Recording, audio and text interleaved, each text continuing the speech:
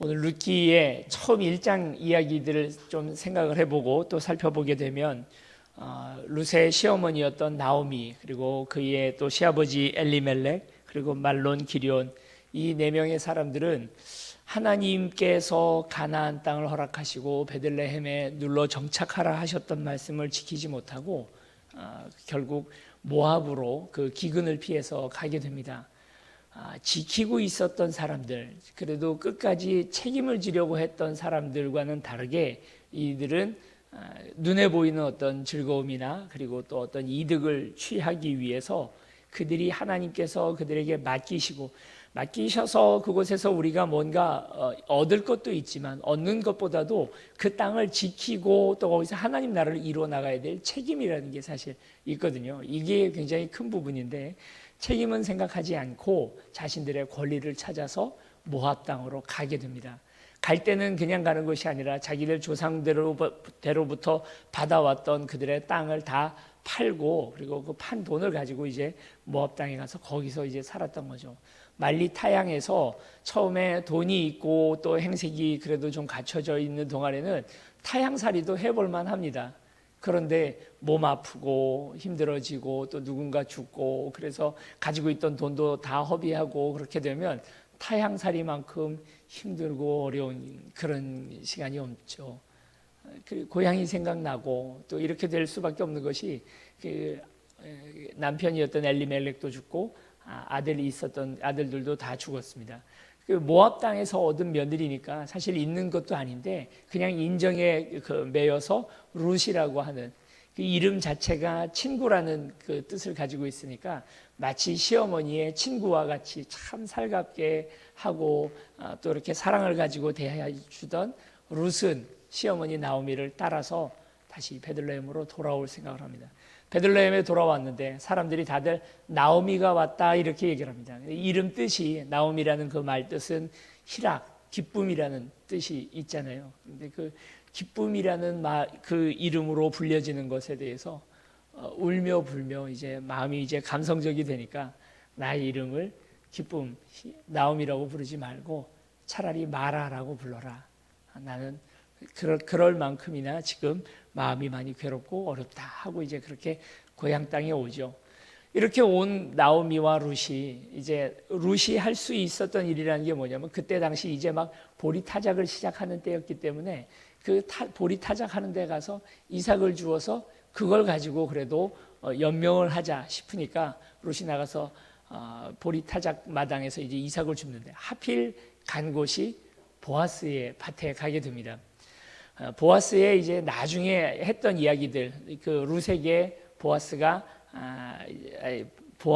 룻에게 해주는 이야기들 들어보면 다른 밭으로 가지 말고 우리 밭에만 있어라. 그리고 거기서 일하는 사람들에게 룻을 꾸짖지 말라 하는 걸 보면 아마 그 당시 인심이 그렇게 좋았던 건 아니었던 것 같아요. 보아스의 밭이니까 그래도 이삭 줍게 해주고 단에서 이렇게 뭘 좀 뽑아가지고 좀 일부러 좀 던져주기도 하고 이렇게 하는 거지. 다른 밭에 갔으면 100% 그건 꾸짖기도 하고 손해가 날까봐 이제 그 어려움을 당하게 되고 이런 일들이 이제 뻔하게 보이는 거죠. 그러나 이 보아스는 그 불쌍한 여인, 또 모든 사연들을 다 들어서 잘 알고 있거든요. 이 이방에서부터 왔다는 것도 알고 있고 그리고 그들의 친족이 된다는 것도 다 잘 알고 있으니까 하나님의 말씀 레위기에 나와 있는 대로 이삭을 줍게 하고 그리고 또 그에게 여러 가지 인정을 베풀게 됩니다.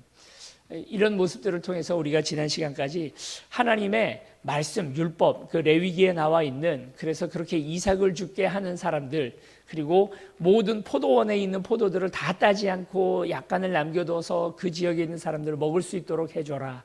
그리고 밭에 있는 모든 보리 이삭들을 다 자르지 말고 그 귀퉁이에 있는 부분들은 좀 남겨놓아서 가난한 사람들이 그것을 베어 먹고 살게 해줘라. 이삭을 줍게 해줘라 하는 그런 부분들, 가난한 자들을 위한 그 율법을 지킵니다. 지킬 뿐만 아니라 율법만 있는 것이 아니고 거기에 하나님의 말씀에다가 사랑이라고 하는, 그래서 그들을 정말 사랑의 마음으로 진심의 마음으로 봐주려고 하는 그런 보아스의 마음이 합쳐지니까 그 안에서 율법과 사랑이 만났을 때 얼마나 이 하나님의 말씀이 하나님의 나라를 아름답게 만들어 나갈 수 있는지, 그리고 이웃들과 가난한 이웃들에게 정말 귀한 모범이 되는 그런 사람이 맞죠. 보아스라는 걸 오늘 우리가 성경을 통해서 보게 되는 거죠.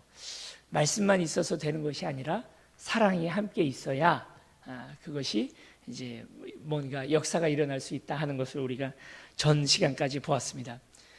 그 이야기를 이제 와서 룻이 얘기를 하는 거예요. 자기 시어머니한테 보아스라는 사람의 밭에 갔더니 그 사람이 다 나를 잘 지켜줄 뿐만 아니라 단에서 이렇게 이삭을 뽑아가지고 바닥에다가 던져놓고 내가 주술 수 있도록 그것까지 다 배려를 해주더라. 그 얘기를 듣고 이제 나오미가 뭔가 한 가지 꾀가 난 겁니다. 이 보아스라는 사람이 우리의 친척이기도 하고 그 당시에는 형수계수법이라고 해가지고 그러니까 형의 아내가 형이 죽고 나면 형의 아내는 이제 과부로 그냥 그렇게 살아가잖아요. 그러면 동생이 자기 아내가 있더라도 형수와 함께 결혼을 해줍니다. 그렇게 해서 그 형수가 그 조카들을 낳을 수 있도록 물론 이제 자기 씨이지만 그러나 형의 자녀로 이렇게 입적할 수 있도록 그렇게 해주는 그런 법이 있습니다. 이제 그게 다 과부로서 그 땅을 혼자 살아가는 것이 너무나 힘들기 때문에 이제 그런 법들이 있었던 것이죠. 그게 이제 성경에도 그 분명하게 적혀져 있어서 꼭 이제 그것이 하나의 의무로 이루어져 있는 것이죠. 그런데 이 의무는 여러 가지로 어려움이 좀 있습니다. 왜냐하면 내가 형수를 통해서 자녀를 낳게 되면 내 자녀의 유산 몫이 그만큼 줄어드는 것이거든요. 그리고 지금 보아스 아니라 엘리멜렉이 이 모압 땅으로 갈 때 이미 자기가 가지고 있던 땅들을 다 팔고 한 10년 전에 팔았잖아요. 아직 40년 뒤가 되어야 희년이 되어서 돌아가게 되는데 그 땅들이 돌아가게 되는데 그러면 40년에 그것에 대한 값을 치러주고 땅을 다시 복권을 시켜줘야 됩니다. 그게 의무예요. 그러니까 우리 친척 중에 누군가가 뭐 도박에 미쳤다든지 그래서 자기 땅을 그냥 자기 마음대로 팔아버리면 그 주변에 있는 모든 친척들이 힘을 합쳐가지고 다시 그 땅을 복권을 시켜줘야 되는 의무가 있습니다. 이제 그러니 정말 그런 사람 하나, 그러니까 땅 자꾸 팔고 다니는 사람이 있으면 그때 당시 사람들은 참 그것 때문에 많이 일가 친척들이 다 같이 고생하는 거죠.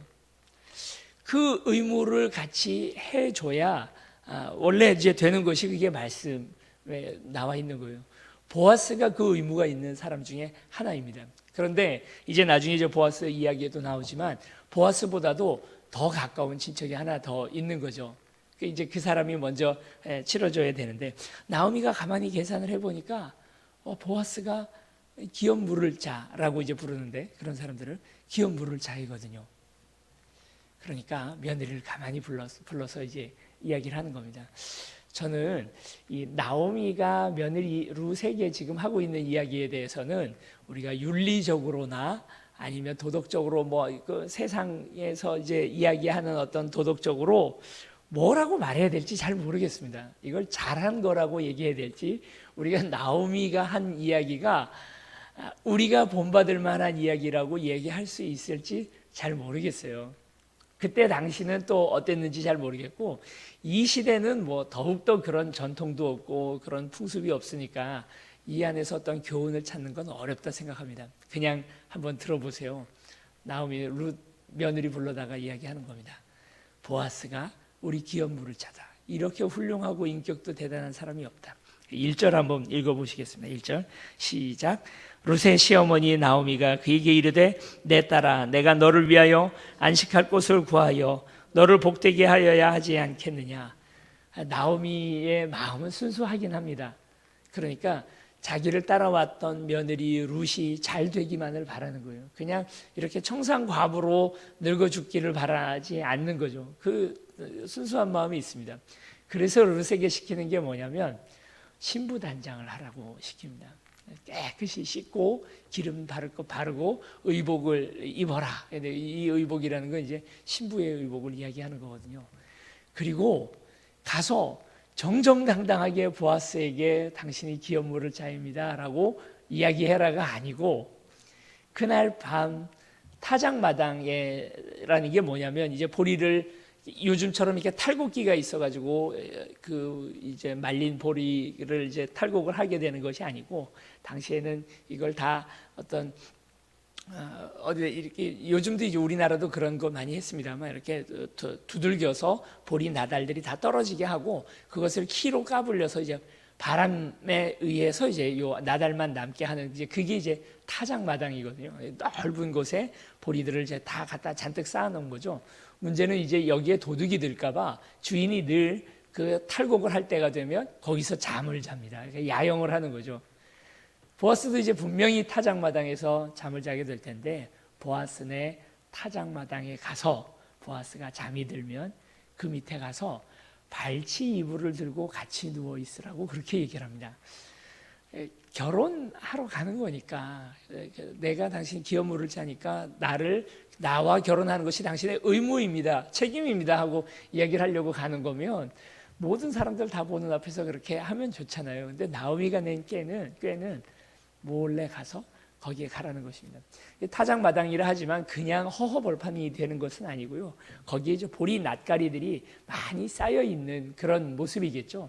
그리고 전날 탈곡을 한 부분들도 있을 거니까 어쨌든 그런 풍경일 겁니다. 거기에 이제 보아스가 마음의 즐거움이 있습니다. 그날 이제 사실 타작을 하고 추수를 한다는 건 오늘 우리에게 참 큰 기쁨이잖아요. 우리도 이제 올 한 해에 어떻게 보면 추수같이 10월 28일을 우리가 그렇게 생각하고 기도를 하고 있는데, 타작하고 또 추수하고 거두어 드린다고 하는 것은 울며 씨를 뿌리는 거고요. 그리고 기쁨으로 단을 거두는 것 아니겠습니까? 그런 의미에서 지금 보아스는 지금 마음이 기쁩니다. 먹고 마시고 기분 좋게 하고 잠이 들었는데 발에 뭐가 물컹하고 닿는 거예요. 일어나서 이렇게 보니까 자기 이불에 누군가가 같이 누워 있는 겁니다. 넌 누구냐? 그랬더니 나오미, 룻인데 당신이 나의 기업 물자가 됩니다. 그래서 나와 결혼할 의무가 당신에게 있습니다. 이렇게 얘기를 하는 거죠. 자, 이제 여기가 굉장히 민감하고 우리가 어떻게 생각할 것인가에 좀 그 민감한 부분인데요. 아무도 모르는데 남자 혼자 자는 자리에 여자, 그것도 이제 결혼할 수 있는 그런 사람이 와서 이제 누워 있는 겁니다. 그리고 젊은 여자예요, 룻은. 보아스는 오늘 여기서 지금 얘기하는 거 보면 보아스가 이렇게 얘기하죠. 너가 젊은 남자도 마다하고 나에게 결혼한다고 하니까 그게 참 전의 행실보다도 이 뒤에 하는 행실이 훨씬 의로워 보인다. 이제 이렇게 얘기를 하는 걸 보면 보아스가 젊은 남자는 아니에요. 상당히 나이가 좀 있고 중년 이상의 그런 사람이라는 거죠. 오늘 우리가 이것을 미루어서 볼 수 있는 거죠. 그런 보아스, 남자 혼자 자고 있는데 거기 룻이 혼자 와 있으니까 여기서 일어날 수 있는 일들에 대해서 우리 생각해 보는 거죠. 나오미가 원래 생각했던 것은 이것인 것 같습니다. 그러니까 그냥 그날 밤에 그 남자의 욕정으로 인해서 그렇게 되고, 분명히 보아스는 그 자기가 했던 일에 대한 책임을 분명히 지는 사람이기 때문에, 우리가 책임과 그 권리라는 그런 면에서 항상 그 삶에서 어려움들이 거기에서 오잖아요. 권리는 주장을 하는데 책임에 대해서는 나 몰라라 하는 사람들 때문에 세상이 참 힘들어지는 겁니다. 그렇죠? 책임도 있고 권리도 있는 것입니다. 권리를 행했다면, 내가 즐거움을 얻었다면 그에 대한 응당 책임도 내가 반드시 져야 되는 거죠. 그게 인생의 인지상정인데, 그러니까 나오미가 생각한 것은 그는 분명히 룻을 취하더라도 나중에 책임은 분명히 질 수 있는 아주 의로운 사람일 것이다라고 그렇게 기대를 했던 것 같아요. 그게 이제 나오미가 잘했건 못했건 오늘 우리가 어쨌든 나오미가 했던 이야기가 이런 거라는 걸 좀 생각해 볼 수 있는 거죠. 그런데 보아스는 얼마나 의로운 사람인지 자기의 즐거움, 자기의 권리도 취하지 않습니다. 그날 룻을 깨끗하게 지켜주는 거죠. 모든 과정들을 다 적법하게 그 과정에 맞추어서 지켜나갈 줄 아는 사람이 보아스였습니다. 웬만한 보통 그런 남자라면 상상도 못할 만큼 그렇게 자기 관리가 확실했고, 그날 밤 자신의 욕정 따라가지 않고, 그리고 순서를 분명하게 지켜나가죠. 그리고 책임에 관련해서도 그가 분명하게 그 룻에게 이야기를 합니다. 한 사람 더 있다. 나보다 더 앞서서 이 책임을, 그 기업 물을 권한이 있는 사람이 하나 더 있는데, 그 사람이 하지 않는다면, 그 사람이 그 책임을 하지 않는다면 여호와께 맹세코 내가 그 책임을 지겠다 하고 이야기를 하는 것입니다. 우리는 이 일들을 통해서 책임이라는 것이 무엇인지를 다시 한번 생각해 볼 수 있어야 할 줄을 믿습니다. 나오미는 그저 순수한 마음으로 자기 며느리 룻을 위하여 그렇게 행동을 했다면, 이 오늘 본문 안에서 우리가 교훈을 얻어볼 수 있는 것은, 보아스는 그냥 모든 인간관계 안에서 그 인간관계를 책임이라고 하는 부분에 있어서 분명하게 생각하는 사람이었습니다. 교회 안에서도 보면 책임과 권리라는 게 있죠. 교회 안에 분명히 오늘 우리의 권리가 있습니다. 권리만 주장을 한다면 참 이 교회 공동체라는 것이, 그리고 뭐 나라나 가정도 다 마찬가지고 책임 없이 살아가는 그런 방종의 그런 모습들로 내 권한만 주장하고 책임은 하지 않는다는 그런 부분에서 오늘 우리에게 어려움을 많이 줍니다. 보아스는 도리어 권한보다도 더 중요한 것이 이 책임에 대해서 분명하게 해 나가려고 하는 것입니다. 그래서 룻에게 이야기를 하죠. 그래서 그날 밤은 다른 사람들 보지 않게 여기 가만히 앉아 있어라. 있다가 날이 셀 때 새벽쯤 돼가지고 몰래 가라. 그리고 그 옷에다가, 다들 이스라엘 사람들은 겉옷이라는 것이 이렇게 우리처럼 이렇게 입는 것이 아니라, 겉옷이라는 것이 아주 커다란 이불 같은 그런 큰 천이잖아요. 그런 걸 이렇게 쓰고 다니기도 하고 밤에는 이불처럼 덮고 자기도 하고 하는데, 거기에다가 보리를 6번 되어줍니다. 그리고 그걸 묶어서 가지고 가게 해주죠. 그리고 이제 룻이 와서 그의 시어머니에게 어젯밤 무슨 일이 있었는지를 이야기를 하는 겁니다. 아마 나오미도 그날 밤 한숨 못 자고 기다리고 있었겠죠. 오늘 어떤 일들이 벌어질까. 그런데 룻이 와서 하는 이야기를 들어보니까 보아스가 그렇게 이야기를 하고, 그리고 그날 아침 일찍 나가서 이 모든 일들을 이제 적법하게 처리하기 위해서 가더라는 것이죠. 18절 말씀 우리 같이 한번 읽어보겠습니다. 18절 시작. 이에 시어머니가 이르되 내 딸아 이 사건이 어떻게 될지 알기까지 앉아있으라. 그 사람이 오늘 이 일을 성취하기 전에는 쉬지 아니하리라 하니라.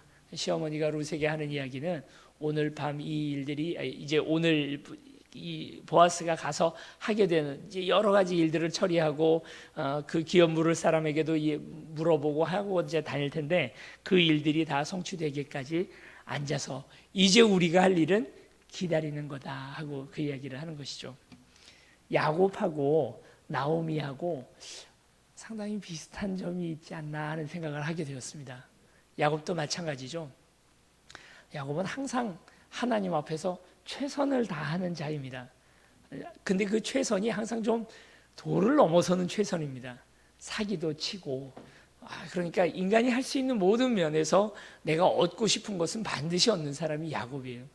그렇게 욕심 많고 또 철두철미한 사람이 야곱이죠. 그래서 그의 그 외삼촌하고 같이 양을 칠 때에 얼룩얼룩한 것은 자기가 갖고, 그리고 그냥 하얗거나 검은 것은 외삼촌이 갖고 이렇게 했는데, 그래 놓고도 어떻게든 그 양을 한 마리 더 가지려고 앞에다가 신풍나무 이런 것들을 껍질을 벗겨서 갖다가 놓고, 그래서 양들이 교미를 할 때에 그것을 앞에다가 보여주고 별짓을 다 합니다.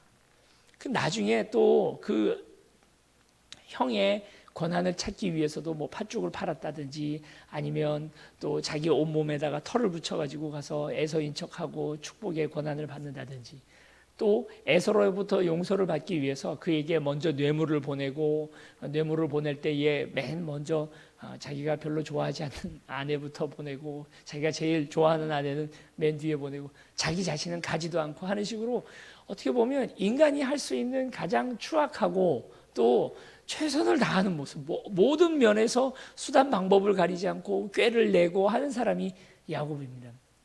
그렇게 하다가도 마지막 순간에 오면 하나님 붙들 줄 아는 사람이 그래도 야곱이었습니다. 자기가 할 수 있는 최선을 다해서 모든 일들을 다 하다가도 결국은 마지막에 와서 잠잠히 기다리고 하나님이 어떻게 하실지에 대해서 바라볼 수 있는 사람이 바로 야곱입니다. 우리 그 사자성어 중에 진인사 대천명이라는 말이 있습니다. 사람이 최선을 다하고 하는 데까지 다하고 마지막 순간에는 세상 사람들은 어제 나왔던 그 성경 말씀대로 이야기하면 우연히라는 말에 기대서 하다가 이제 마지막 부분에서는 이제 운에 기대어 가지만, 오늘 우리 인간은 우리가 할 수 있는 최선을 다하고 나서, 우리가 예수님을 믿는 오늘 우리의 모습으로는 최선을 다하고 나서 마지막 순간에는 하나님이 오늘 우리에게 주시는 그 섭리를 믿고, 주께서 오늘 우리를 붙들어 주실 것을 믿고 기다리는 이 자세가 바로 오늘 우리가 해야 할 부분인 것이죠. 나오미도 그날 최선을 다해서 룻에게 어떻게 보면 조금 룻이 힘들어할 만한 그런 상황들을 만들어서 했지만, 결국 마지막 순간에는 기다리자. 이제 여기까지 했으니까, 우리가 여기까지 했으니까 이제는 앉아서 기다리자 하고 그 이야기를 하는 것입니다. 우리가 막 이 이상을 넘어가는 일들, 그러니까 기다리는 것 말고 우리가 더 할 수 있는 일들을 막 더 어떤 뭐 계략을 짠다든지 아니면 뭐 다른 수단 방법을 한다든지, 그게 아니라 하나님 앞에 기도하면서 우리가 할 수 있는 부분에까지, 그 마지막 순간까지 다 왔다면 이제 그 자리에서부터 우리가 해야 할 일은 가만히 앉아서 기도하고 기다리는 것 뿐입니다. 수능 시험 보러 우리 자녀들 들어가잖아요. 들어가는 거기까지는 부모가 할 수 있는 최선을 다해 주는 거죠. 그래서 이 아이들에게 뭐 커피도 마시게 하고, 뭐 어깨도 주물러 주고, 어제 뭐 배웠던 거 기억이 나냐, 뭐 이렇게 화이팅 해라, 너 뭐 그동안 최선을 다했으니까 뭐 좋은 결과 있을 거다, 뭐 기도도 해주고, 그러고 수능 시험장까지 가지 않습니까? 네, 그 어느 학교에서건 이제 시험을 볼 텐데 교문 앞까지는 따라가 주잖아요. 그런데 그 교문 앞에서는 더 이상 넘어가지 못하는 선이 있죠. 그러면 아이 혼자 수능 시험장 들어가고 부모는 밖에 섭니다. 예전에 한 20년 전에는 그 밖에 서서 부모들이 하는 일이 뭐냐면 엿을 가지고 와서 그 엿을 교문에다 막 붙이고 막 그렇게까지도 했었습니다. 거기까지인 거죠.